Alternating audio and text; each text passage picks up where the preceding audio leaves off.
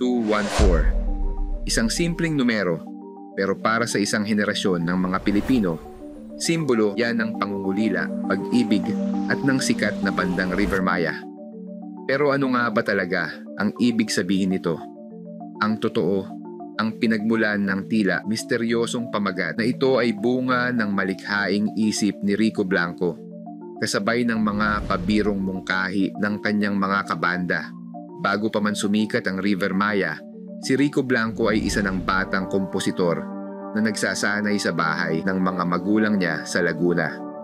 Dito niya isinulat noong siya'y 18 anyos pa lamang ang kantang magiging 214. Ayon sa paliwanag ni Rico Blanco sa kanyang vlog sa YouTube, ang unang title ng kanta ay The Proposal. Habang naghahanda ang River Maya na i-record ang kanilang unang album, ang paghahanap ng mas akmang pangalan ay naging madalian. Habang inaayos ni Rico at ng kanyang mga kabanda ang kanta sa studio ni Perf De Castro, hindi pa din malinaw ang pamagat na kanilang gagamitin para dito. Ang kabanda ni Rico na si Nathan Azarcon ay pabirong nagmungkahi ng isang pamagat na sa una ay tila walang saysay. Dude, I know, call it 2/14, like February 14th, Valentine's Day. Pinagtawanan lang ito ng banda. Pero ang kalokohan ay nagbigay daan sa isang ideya sa isip ni Rico.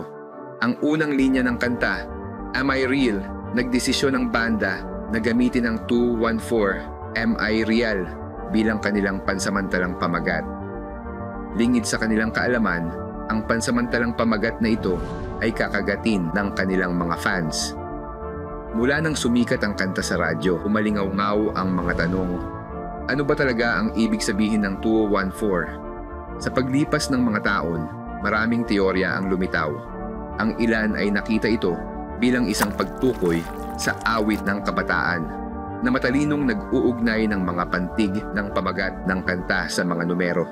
Ang iba ay binibigyang kahulugan ito bilang isang code kung saan ang 214 ay nagiging BAD batay sa mga letra ng alpabeto. Sa huli, ang tunay na kahulugan ng 214 ay hindi nakasalalay sa isang solong tiyak na sagot kundi sa koneksyon na ginagawa nito sa mga tagapakinig. Si Rico Blanco mismo ay tinatanggap ang misteryo, tinatanggap ang iba't ibang interpretasyon na dinala ng mga tagahanga sa kanta. Kaya, ano ang kahulugan ng 214 para sa iyo? I-comment mo na yan sa ibaba. Kung nagustuhan mo ang iyong napanood, hit the subscribe button para sa mga susunod pang videos gaya nito.